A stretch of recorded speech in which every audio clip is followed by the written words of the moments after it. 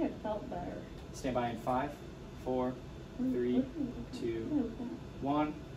Storm Track First Forecast, sponsored by Gary County Convention and Visitors Bureau. Well, a very clearly defined cold front moving across the state right now, extending from northern Missouri all the way across into south central Kansas and northwestern Oklahoma. Behind it, it is getting quite chilly quite quickly. Down to 46 at Manhattan, 49 at Topeka, back to 56 at Burlington, and low 40s to the northwest.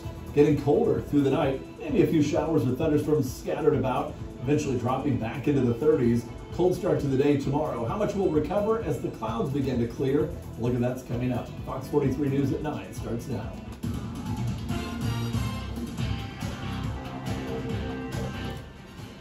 Well, good evening and thank you for joining us here tonight. I'm Brooke Lennington. Boy, it sure was a beautiful, warm day. Then storms moved into parts of the area tonight, and now we've got a cool down on the way. We're going to go now back to Chief Meteorologist Miller to see what we can expect once we wake up tomorrow. So what do you think, Matt? Well, the temperatures will be down into the 30s. I think the rain showers should be done by then. We're going to see them periodically through the night. But one of the things that we're really looking at is just how long this chilly weather is going to stick around. You can see a couple of showers, some heavy showers right now near and northeast of Seneca and scattered into Marshall County as well. A large part of the area currently not seeing rainfall, but we're socked in with this cloud cover, and occasional scattered showers are likely to develop and redevelop as we head a little bit later on in the night. It's currently 45 at Holton, 41 for Marysville, Clay Center and Concordia. Temperatures into the lower to mid 50s to the southeast. The time of the recording, again, this is where the temperatures were, but this front is moving quickly, so these will likely continue to drop throughout the night. One thing that's not going to change up much is the strength of this 15 to 20 mile per hour northerly and northwesterly wind. And as temperatures overnight settle back down through the 40s into the upper 30s, and then you tack on about a 15 mile per hour breeze, especially in those early hours tomorrow morning when we're down to about 38, 39 degrees for a morning low temperature. We're going to be looking at wind chills possibly in the upper 20s as you head out the door tomorrow morning. The showers are mainly during the night, should be drying out in the morning, eventually clearing out through the course of the day. With that sunshine, we'll see how much of a recovery we can see from a pretty cold morning tomorrow. Look at that's coming up. Well, some studies show that in-person classes have no major impact on the spread of coronavirus cases. So is it safe for students to go back to school or not? Rebecca Chung explains. Wanamaker Elementary is one of many schools statewide that have returned to in-person schooling. And for some students and staff, the change is welcome. I can honestly say that I think each grade level, they're happy to be back. Alice Reiner is a librarian at the school, and she says the return has helped her better connect with students while keeping them safe. I think the students have done a great job of social distancing and keeping their masks on and wearing them correctly. And students at Wanamaker Elementary School are not the only ones that are working hard to stay safe during the coronavirus pandemic. Research from the Infectious Diseases Society of America shows that schools are not indicated as super spreaders for the virus, with some surveys showing positivity rates of less than 0.5%. And officials say that may be related to increased precautions. According to Principal Mark Sonderreger, students are practicing social distancing and staff sanitize rooms throughout the day to reduce the spread. But data is limited, and a full return to schools won't be seen just yet. Good news right now is it doesn't appear that some of the worst fears are there. But I don't think we can definitively say that there aren't still some risks that have to be accounted for. Most schools in Kansas have returned to class in some capacity for now. In the meantime, for Reinert, the time she can share with students is her greatest reward. I'm Rebecca Chung. And turning to our coronavirus news, making headlines now, the high school football game scheduled tonight between Highland Park and Junction City was canceled after a player tested positive for coronavirus. The school district made that announcement earlier today. They say the player that tested positive goes to Highland Park. Players and coaches are now under quarantine.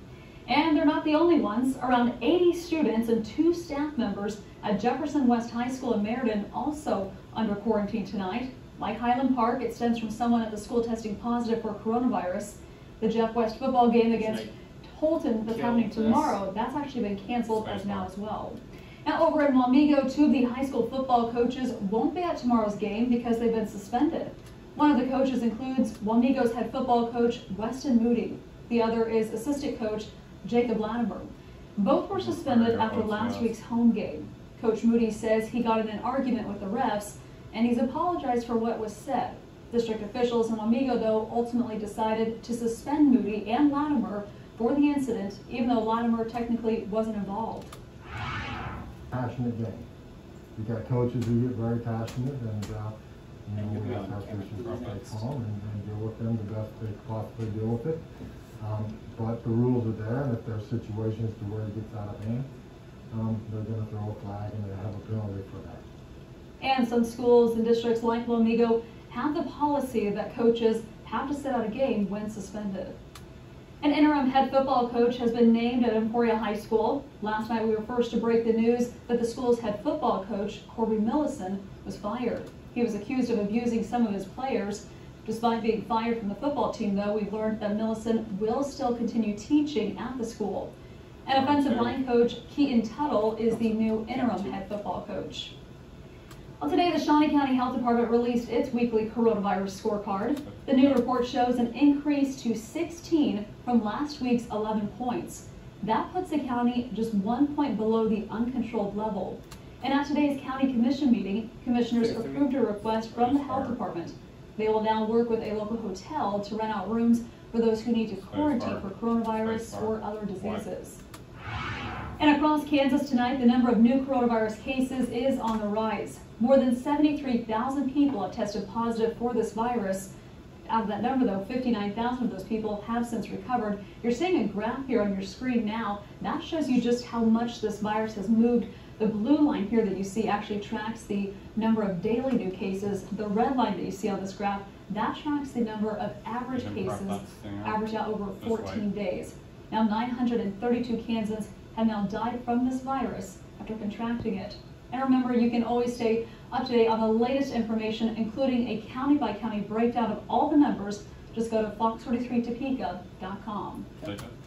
And new tonight, Catholics and others are reacting to historic words from Pope Francis, where he says he is backing civil unions for same-sex couples.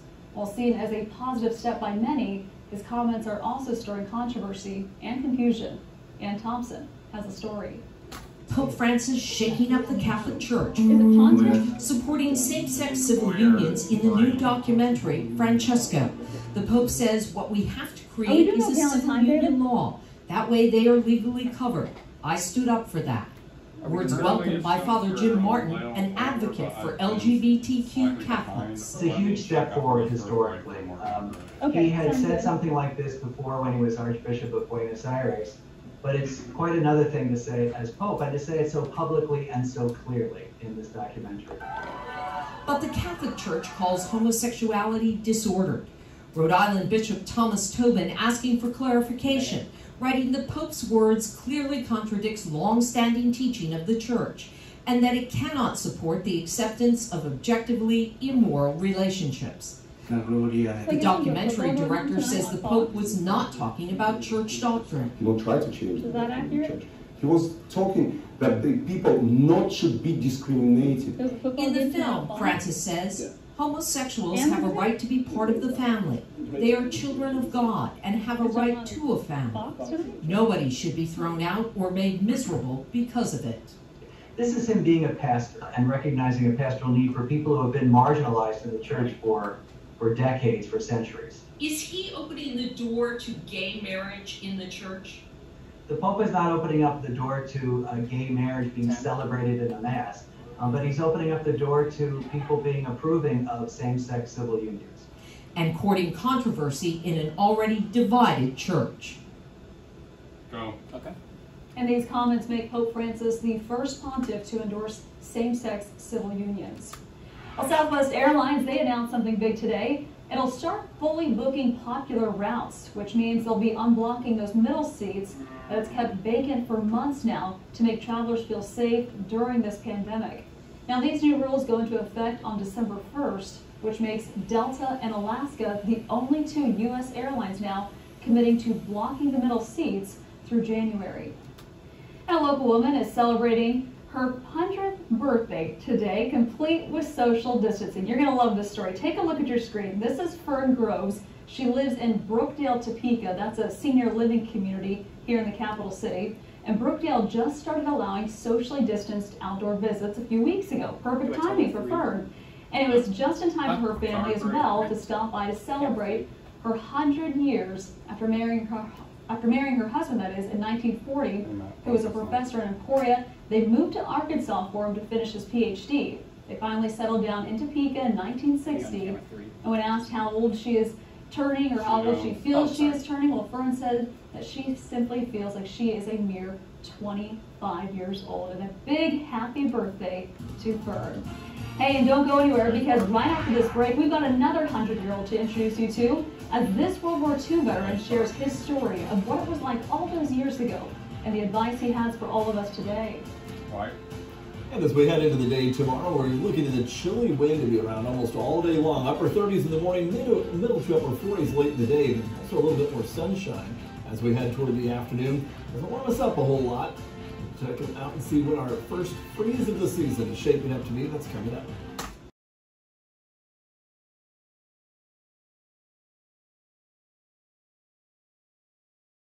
Stand by in 5, 4, 3, 2, 1. Now, your storm track weather with Chief Meteorologist Matt Miller.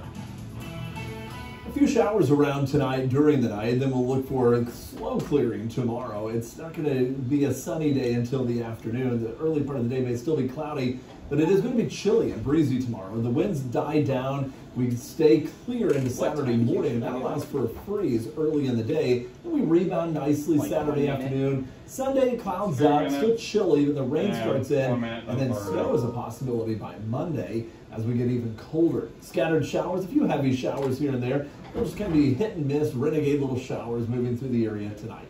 Cloudy sky right now in Emporia, as well as in Manhattan. We've had a few showers occasionally moving through the region, and a lot of wind and much colder air than where we were earlier this afternoon. We've already fallen to 48 degrees in Topeka with a northerly wind at 15 miles per hour. We were up to 87 this afternoon, 1 degree shy of a record. After days and days and days in the 40s, we jumped all the way to 87 today. We're right back in the 40s again tomorrow. Just kind of an anomaly of a day, but a warm, beautiful day at that, nearly 20 degrees above average. It's currently 39 degrees at Marysville, 46 at Manhattan, 50 for Council Grove and Emporia, down 43 at Hiawatha, and these northerly winds, 15 to 20 miles per hour across most of the area. You see those breezes stick around through the night. On into the morning tomorrow, should be back up to about 20 miles per hour early in the day tomorrow. Through midday, still about 15 to 25 miles per hour. Finally starts to weaken a little bit tomorrow evening. That sets us up for the cold morning, Saturday morning, without the wind around. Now the wind chills tomorrow, overnight into the morning, fall down into the 20s. Not the air temperature. This is just how it'll feel out there. Certainly a cold start to the day tomorrow, but we'll be above freezing. We'll make it back into the 40s with wind chills in the 30s to mid-40s tomorrow, and then continuing to get chilly. Friday evening games, wind chills in the 30s. It's been a while since we've had a cold Friday night, and it looks like this will certainly be one of them. Scattered showers are moving through. This continues to push away to the east. We're still watching a few showers filling back in behind the front with a lot of cold air moving in as well. Occasional showers tonight. Not a ton of rain, but occasional rain tonight. And then a nice clearing by tomorrow afternoon. We catch a little break, of course, tomorrow night into Saturday morning. That clear sky allows for the freeze, but a lot of sunshine through the daytime on Saturday. Then we start clouding up Saturday night into Sunday. Mostly cloudy Sunday, occasional hit and miss light rain showers around on Sunday, and then the colder air starts to build in overnight into Monday, and that potential is there to change over to snow. Could see some minor accumulations here and there, and then that'll move on through. A second wave comes in Tuesday, more of a mix across the southern half of the area before we get rid of that system. So tonight we drop down to 38 with a few showers. Tomorrow we're back up to a high temperature of 47 with a breeze blowing in out of the northwest. And then after that 47, we're up to 50 on Saturday, 47 again Sunday with the showers moving in. Here's the really cold air, lows in the 20s, highs in the 30s with a chance of snow on Monday and maybe an early mix of rain or snow as we head into Tuesday morning before we start to warm back up later next week. Stay with us. We'll be right back. Bye.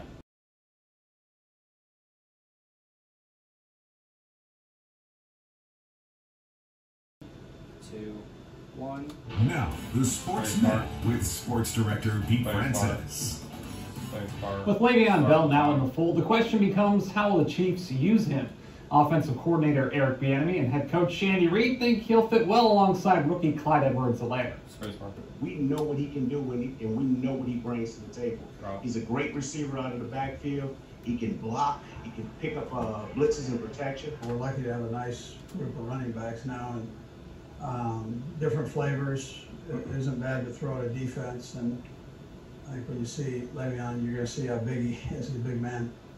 With Devon Dotson and Udoka Azubuike gone, KU will have to look in a different direction for the scoring load. Ochai Agbaji is back for his junior season. As a sophomore, Ochai averaged 10 points per game. Could make a big jump this season. Pretty much everything in my game. More just being a playmaker, making plays for others, while also, beating my man off the dribble, or, just being aggressive, really. And also along with that, just my shot, just improving that and getting more relaxation. That's your look at sports, Brooke. All right, thank you, Pete. And a final story for you now. A new battle in the chicken sandwich war kicked off today. Wendy's is actually introducing a brand new chicken sandwich, replacing their home-style chicken sandwich. And the new sandwich is called the Classic Chicken Sandwich, of all names. Wendy's says it's crispier and juicier, and it's topped with lettuce, tomato, pickles, and mayo on a premium toasted bun. And just to reassure all those spicy chicken sandwich fans out there, it's not going anywhere. Thanks for watching Fox 3 News at 9. Have a good night. Spacebar, spacebar, spacebar, spacebar. They hate this shit because I'm so used to like KSMT, and I always butcher that. That's why I don't like saying it ever.